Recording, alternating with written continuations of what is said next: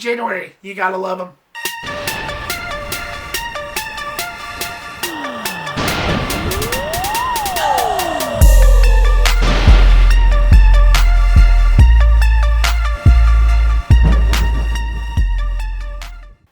What's going on, guys, and welcome to my review of Night Swim, the latest from Blum, and my first review of 2024. Happy New Year, everybody. Break out the party hats. Woo, woo, woo, woo, woo. Thank you so much, guys, for clicking here. I really do appreciate it. So Night Swim basically tells the story of this family who moves into this house that has this haunted swimming pool, and naturally, strange things start happening. So I feel like I don't say this enough, but anybody who reviews movies knows that January is not a good month. It's basically the month that Hollywood treats their movies as if they were just dumpster fire. It's basically the dumpster fire of the year for horror movies, especially horror movies, with the exception of 2022's Scream 5 and last year's Megan, which wasn't the greatest, but I did rate that higher. I did rate Megan a lot higher than this, in terms of Blumhouse in the last 2 years. So, January is definitely a dumpster fire for horror films. It's basically what Hollywood looks at as a way to escape, and they just pretty much go, let's just dump this here like the first week of January and just move on to the more important months, which is basically the end of February on up.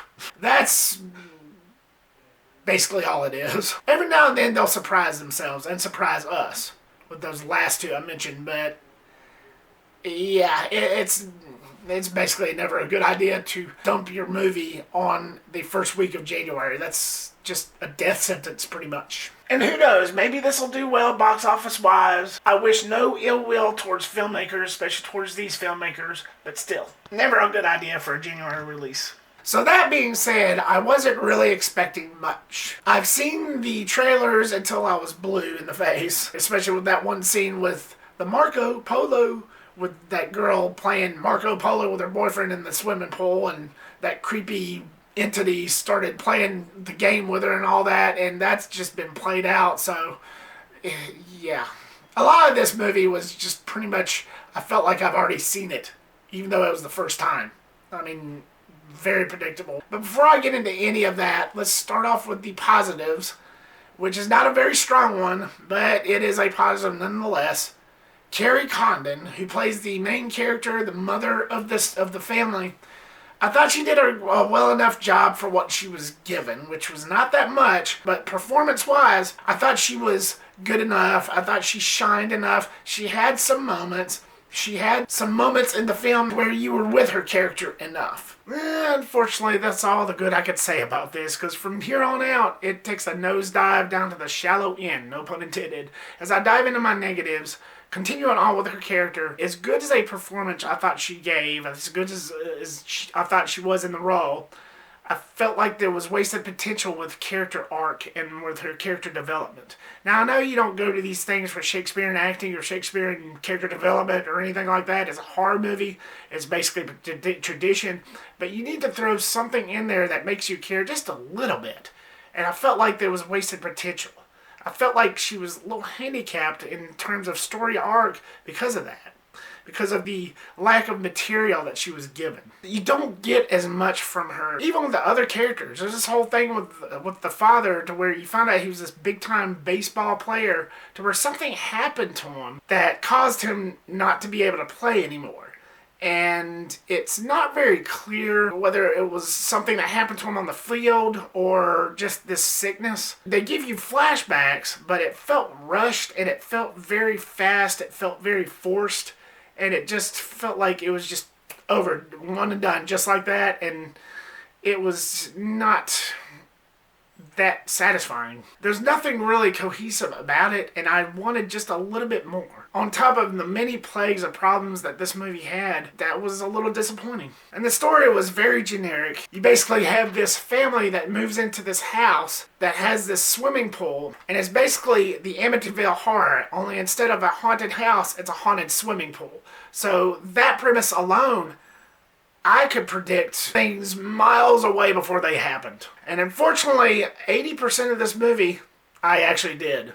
There was certain things that happened in this movie seconds or minutes before it happened, I was thinking to myself, oh yeah, like I didn't see that coming. Oh yeah, like I didn't see him, was going to do that and this and that. And it just felt like it was a movie that I've already seen before because it was so comparable to the Amityville Horror, only in a different setting. And that was definitely disappointing. Just so many things that I predicted so well. Even though this was a first time watch, this is a first time viewing for me, I just felt like this is a movie that I've watched countless of times because it was such a predictable and unoriginal story that it just felt like something I've already watched before. And there was nothing original about it except for the setting where the pool was haunted.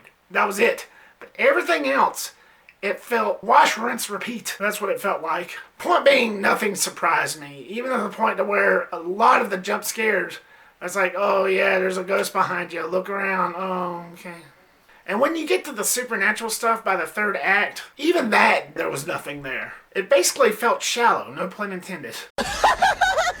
It wasn't that exciting. There's an actual nudge to Ghost Ship in that third act. Many of you who've seen both this and Ghost Ship, you'll probably know what I'm talking about. But there's just nothing there. It's like for the third act, for a final act, I mean, even that didn't really pay off that well. But bottom line, this is not something I would recommend. This is not the right movie to kickstart the new year by any means, by any stretch. It's something that really doesn't deserve the theatrical experience, and that's saying a lot, especially coming from me.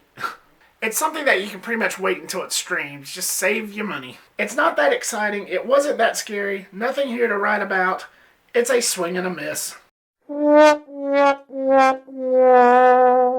Oh, that kills me. It's been such a long time since I gave a movie that rating. So Night Swim, what was your thoughts on it? Have you seen this yet? Were you somebody that actually enjoyed it? Did you get some entertainment value out of this? Or were you somebody who didn't? Were you somebody that felt like they were drowning? Leave your comment down below and give me your thoughts. Thank you so much, guys, for watching this. I really do appreciate it. Like, subscribe, comment, and share. Make sure to click that bell icon. Set it to all so you don't miss a thing. And I will see you on the next one. Peace.